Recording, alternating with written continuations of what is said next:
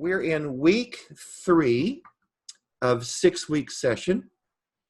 Started with Mark because it's the earliest gospel, and scholars are pretty firm on the fact that Mark is used as a template for both Matthew and Luke, it gives them the basic timeline, the basic narrative, the basic structure. To that, Matthew and Luke will add the Christmas stories at one end, the resurrection narratives at the other, and then teaching material, and they fine-tune some stuff. So last week we kind of looked at how Matthew took the basic Mark narrative of the empty tomb, and he sort of upgrades it, more dramatic, more supernatural events, and then he added 2 resurrection stories.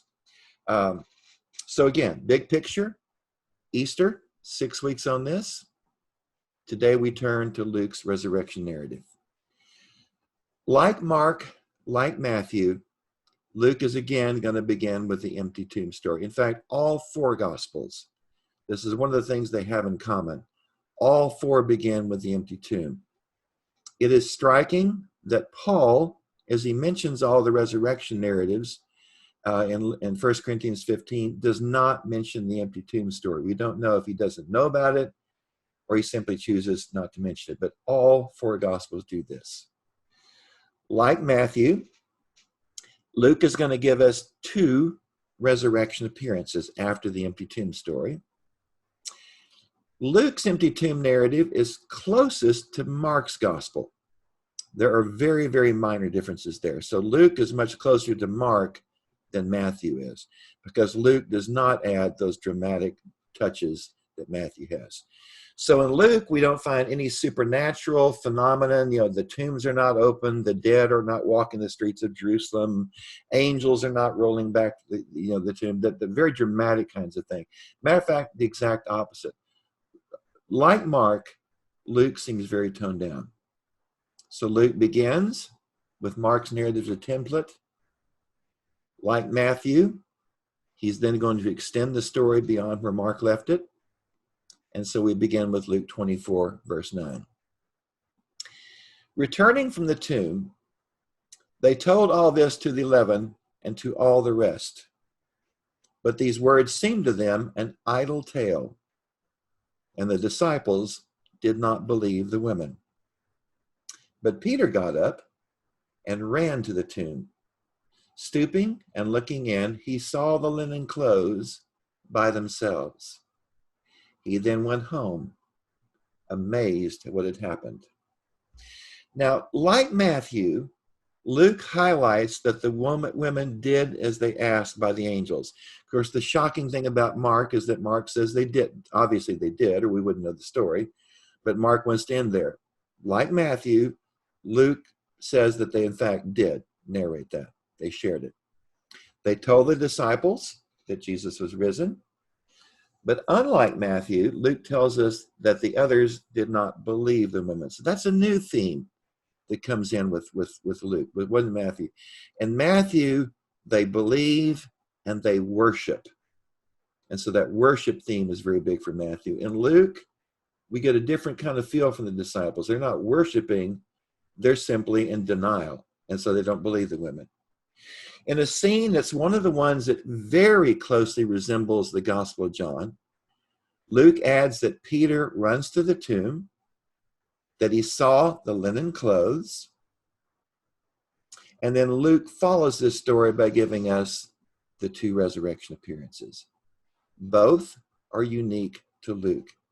As a matter of fact, in Matthew and in Luke and John, all of the resurrection appearances are unique to each gospel. Only in Mark do they overlap, and that's only because they're a later addition. In Luke, these narratives, the 2 resurrection stories, go out of their way to stress 2 things that seem to be critical for Luke and likely critical for his audience. So he wants to stress these to great extent. The first is the nature of Jesus' resurrected body. This is, again, one of the major themes of Luke and of John as opposed to the other Gospels. We have it a little bit in Matthew, but Luke wants to stress in great detail what kind of a body it was. The second is how the disciples came to understand the meaning of the events that transpired. And so he's going to give us two narratives and give us two ways that all of a sudden that the disciples realize that in fact it is Jesus who has risen. It is Jesus who is with them. So these are the two basic themes of Luke. One, what kind of a body was it? And secondly, how did they know that it was Jesus that had risen? Luke begins with a beloved story that many of us know, the story of the two disciples. If you've ever done a walk to Emmaus, things like that, you know this story very, very well.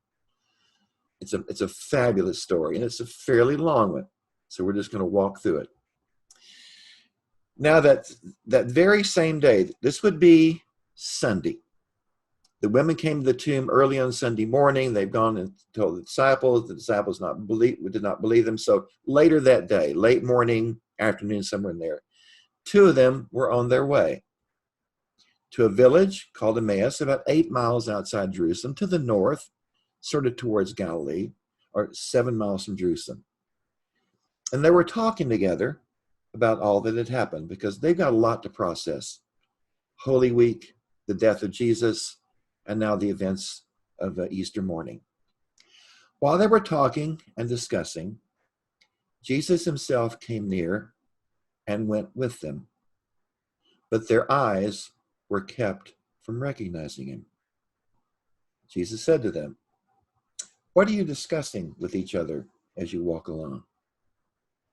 They stood still, looking sad. Listen, just stay with this verse for just a second. They stood still, looking sad. Then one of them, whose name was Cleophas, answered him, "Are you the only stranger in Jerusalem who does not know the things that have taken place there in these days," referring all the way back to Palm Sunday? Jesus asked them, "What things?" They replied, "Well, the things about Jesus of Nazareth, who was a prophet, mighty in deed and word, before God and before all the people. And how our chief priests and our leaders handed him over to be condemned to death and crucified him. But we had hoped," past tense, "we had hoped that he would be the one to redeem Israel. Yes, and besides all this, it is now the third day since these things took place, and now some women from our group have astounded us. They were at the tomb early this morning, and when they did not find his body there, they came back and told us that they had seen a vision of angels who said that he was alive. Some of those who were with us went to the tomb." That'd be the Peter story, but this version, there's maybe somebody with Peter, which is something, by the way, that the Gospel of John will confirm, that the disciple John was with Peter, "and found it just as the women had said, but they did not see Jesus." Now, this story of the journey to Emmaus and the appearance of Jesus to the two disciples is unique to Luke, but it's probably referenced in the longer ending of Mark. Again, no manuscript for 4 centuries has this longer ending of Mark, and all of our sources are unanimous. Both the manuscript evidence and the early church fathers indicate that the Gospel of Mark ended at verse 8, with the women told no one, so there was no resurrection narratives. But later, 4th, 5th century, we began to get more material added to Mark, and here's what it says, one of the part of that. "After this, he appeared in another form to 2 of them as they were walking in the country." So you've got 2, you've got walking in the country, and he appears in another form so they can't recognize him. They went back and told the rest, but they did not believe him. That is Luke's story being referenced in Mark. Now, these 2 disciples, sometimes we get kind of hung up on there's only 12. We know there was way more than 12, large numbers, men and women. I think there's over 30 named disciples in the Gospels. Of course, the 12 has special significance. But these two are not among the 12. They are among the many others that the Gospels tell us about. And this would be the group that Luke tells us the women went to. One disciple is unnamed. We simply do not know. The other is Cleophas. Now, Cleophas, we don't know anything else about except one other reference. In John's Gospel, again, this is Luke and John, another connection. Cleophas is only mentioned in Luke and mentioned in John. Tells us that Cleophas's wife was one of the women at the foot of the cross. So there's a tradition here about Cleophas and about his wife. These two disciples, journeying the 8 miles up to Emmaus, failed to recognize Jesus even as they walked with him. It'd take, maybe a couple hours to walk. Not sure how long they were together, but they were together a while. Now, Luke tells us that they were kept from recognizing him.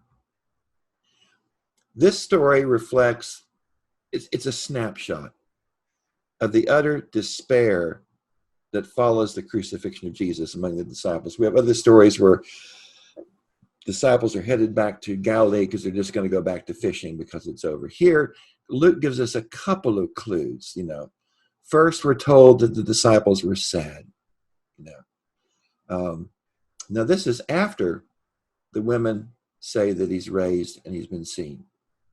So it tells you right out there, they're not believing any of this, so they're sad. Then we hear some of the saddest words in the New Testament, which is they had hoped, past tense, that he would be the one to redeem Israel. And this captures probably emotionally where most of the disciples, if not all of them, were. They had put their hopes in Jesus. They had hopes that he would be the one to redeem Israel. He would be the Messiah. He would be the chosen one. He would be the one that God sent. Whatever they had hoped, it was not what happened. Crucifixion was not part of that. And so they are just devastated, and their faith is shattered, so much so that they can't even bring themselves to have any hope in what they've been told. Now, at this point, it sounds like the disciples might be unaware of the events of Easter morning, but it's not the case because Luke has already told us the disciples do know. Luke tells us that these two have heard the story the women reported, and simply they do not believe it. They will not accept it. So they tell this stranger that the women have seen a vision of angels. It may not be immediately apparent, but this is a put down. Strikingly, both Luke in his narration and the women in their report indicate this was no vision. But they had encountered 2 angels in dazzling clothes. The 2 disciples are downgrading what the women say. They report that the women have seen only a vision, which is a way of saying it's not the real thing. In other words, they're seeing things. Poor things. They just, they're in shock. So they're seeing things. Then we're told that the disciples do not believe the women's report. Well, that's why they can dismiss it as the women simply are seeing things. It's simply some type of vision they've had. It is to this discounting of the report of the women that Jesus now responds. So it's been set up beautifully. Verses 25 and 26. Then Jesus said to them, "How foolish you are, and how slow of heart to believe all that the prophets have declared. Was it not necessary," Luke's going to repeat this twice for emphasis, "was it not necessary that the Messiah should suffer these things and then enter into his glory?" Glory language, another common thread between Luke and John. Not in Matthew, not in Mark. There's a common thread here between Luke and Matthew and John. Was it not necessary? Now, this is the second time that this has been mentioned. The angels at the tomb said the exact same thing to the women. Jesus now reinforces this message. In other words, Jesus' death and his resurrection were both, in Luke's terms, necessary. They were part of God's plan. The prophets, Luke said, had declared it. But these two disciples have not figured this out yet. And so in the narrative of the story, if they can't figure it out, Jesus literally is going to have to take them to class and explain it to them. Verse 27. Then beginning with Moses, and Moses here would mean Genesis, Exodus, Leviticus, Numbers, and Deuteronomy, the Pentateuch attributed to Moses, and all the prophets. So for most Jews in the first century, this was the Jewish scriptures, the law and the prophets. Some, like the Pharisees, would accept the writings, but Moses and the prophets would be what you're looking for if you're looking for prophecy. Jesus interpreted to them the things about himself in all of the scriptures. Now, the key to understanding everything that's happened since Palm Sunday, the key to understanding the events of Holy Week and the crucifixion, and now the events on Easter morning, his death and his resurrection, we're now being told, lies in the scriptures. The disciples are totally distraught. Their faith has been shattered. How do you build on that? Well, you build on it by going to some place where you can understand what the meaning of the death of Jesus was and the resurrection, why they happened. And in the narrative, the only way that you can understand the death of Jesus and the resurrection of Jesus is to turn to the Jewish scriptures, because there is where you can find the meaning for that. Verses 28 through 35. As they came near the village, we're still on the way to Emmaus with the two. They came near the village to which they were going. This would be Emmaus. Jesus walked ahead as if he were going on somewhere else. But they urged him strongly, saying, "Stay with us. It's almost evening, and the day is now nearly over. And in the ancient world, traveling at night was not safe." So Jesus went in to stay with them. When he was at table with them, he took bread, blessed and broke it, and gave it to them. Then their eyes were open. Then they recognized him. And then he vanished from their sight. Now, Luke has just made a very, very profound statement. Travel with Jesus for miles, have an extended conversation, clueless, because they were kept from understanding who he was. And in this act that Jesus probably did with them many, many times, breaking bread for a meal, but clearly here we're referencing Maundy Thursday in the Last Supper. And seeing Jesus do this act that he had done 4 days before, it's only now that they understand. It triggers a memory, likely the Last Supper, and an awareness who he is. So two things happen. We remember Jesus doing this, therefore we know who it is that's with us at this table. With that, the first appearance story comes to an end. Luke now adds a second appearance, this time to the disciples back in Jerusalem. That same hour, the disciples got up and returned to Jerusalem. That's actually would be the two disciples, Cleophas and the other one. They got up, returned to Jerusalem. They found the 11 and their companions gathered together. These told the two, "The Lord has risen indeed," because the women have proclaimed that. "He's appeared to Simon."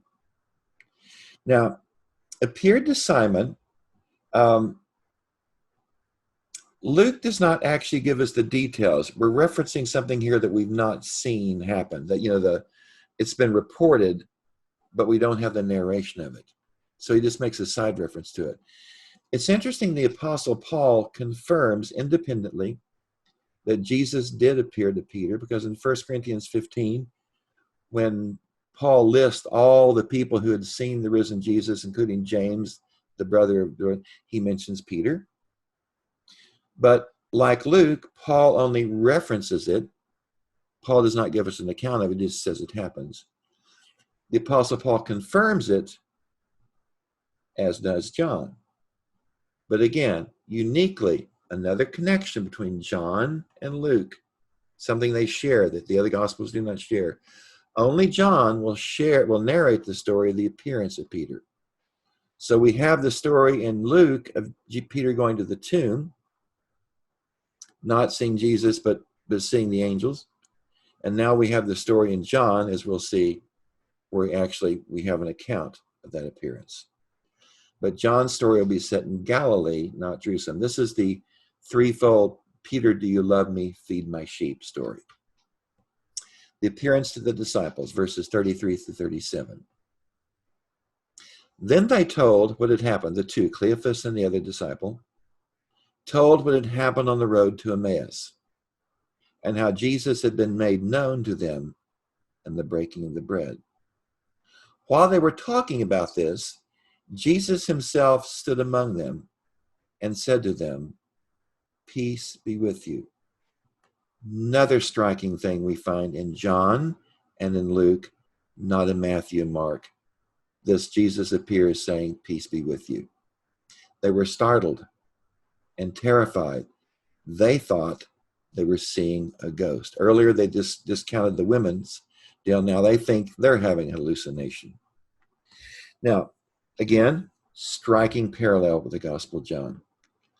In John and Luke, Jesus enters a locked room and gives the exact same message, peace with you. Here, they think they're seeing a ghost, as they thought the women had.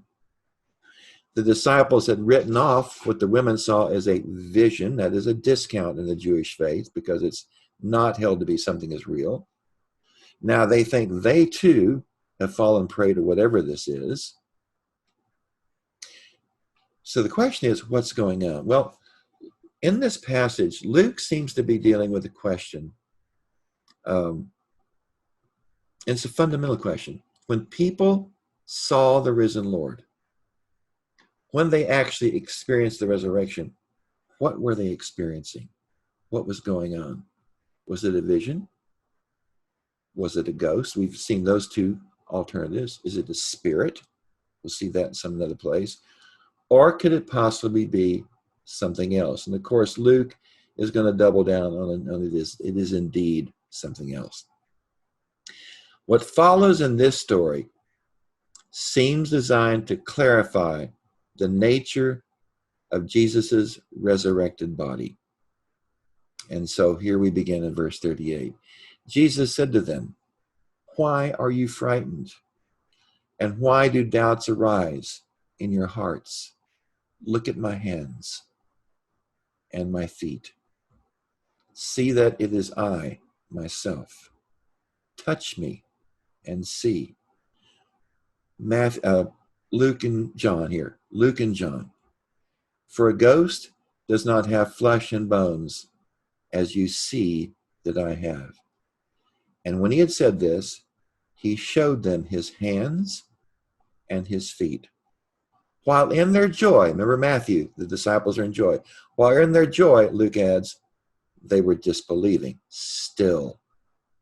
It's just too big a hurdle. They were still wondering. Even in this moment, cannot bring themselves to accept what they're experiencing. Now, the scene drives home one point over and over and over because it's critical. The body of the risen Jesus is not a vision. It is not a spirit. It is not a ghost. It is physical. It is bodily. It is fleshy. I mean, the text is actually fairly graphic about that. Again, John's going to pick up this theme. We're going to have the Doubting Thomas story where Jesus invites Thomas to stick his hands inside the wounds. Again, common thread with Luke and with John. Now, what is risen the point of this story, is the body that was crucified. No question. Beyond a doubt. Jesus shows the disciples the wounds he received when he was crucified. So you can't be confusing anything here. More than any other writer, and again, nudging up right there with John, Luke will go out of his way to stress that this is the same body that Jesus had when he was alive. He repeats it over and over. Look at my hands and feet. Touch and see. He showed them his hands and feet, flesh and bones as I have. It's almost like a drum beat. It's very, very important to Luke that this be communicated. Now, again, this is something that the Gospel of John will also stress. In John, Thomas will be invited to place his hands on the wounds of Jesus. Only in Luke and only in John do we get this utter physicality of the body. But in Luke, it goes further because the disciples still do not believe. What would it take for them to believe? Well, Luke has the answer. Have you anything to eat? Jesus asked. They gave him a piece of broiled fish. He took it and he ate it in their presence.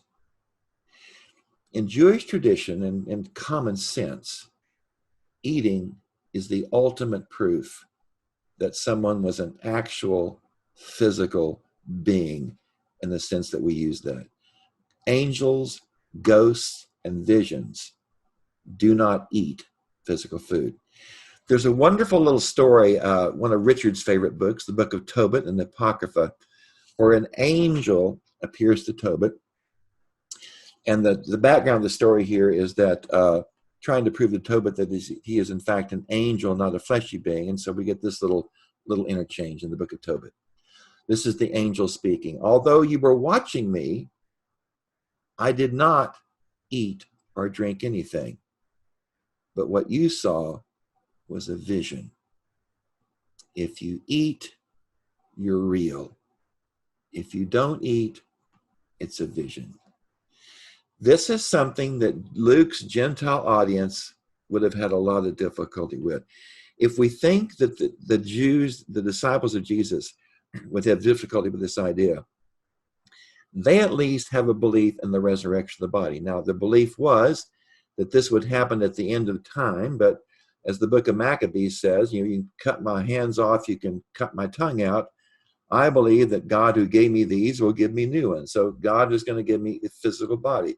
In the Greek world, they did not have any kind of thought like that. They believed in the idea of the soul of an immaterial reality, as Plato had taught. So we know from everything in Luke's gospel that he's writing primarily to people who come from a Gentile, non-Jewish background.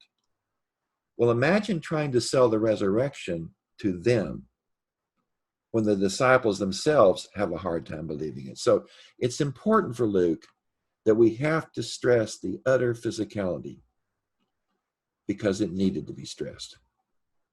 Throughout these stories, Luke repeatedly emphasizes then a second major theme. Just a quick aside, 1 Corinthians 15, Paul there at Corinth, and again, created a church that was primarily Gentile. We know from the references there. And one of the things that Paul writes in 1 Corinthians in chapter 15 is he says, how can you say there is no resurrection of the dead? And he has to take him to task for that because as Gentiles, they have a hard time with that. So Luke is not the only source where people are struggling. Second theme that we see. How difficult it was for the disciples to understand, much less believe. Doubt's a common feature, of course, in all the resurrection narratives. You see that in all four Gospels. The disciples have a hard time understanding Jesus, who Jesus was before he died. His death, beyond comprehension. That we had hoped really captures it. Again, 1 Corinthians, Paul acknowledges that Jesus' death on the cross was hard to accept. Not only does he say, how can you deny the resurrection? He even adds this in verse 23.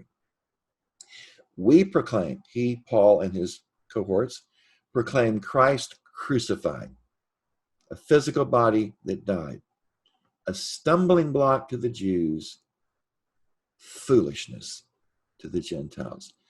Multiple sources, multiple references, helping us to understand that the idea of a resurrected body just is out there for people in the first century. It is very hard to embrace. Now it turns out it's just as hard for the disciples to believe and accept. So Luke accents that. Then we get Jesus' final words in the Gospel of Luke.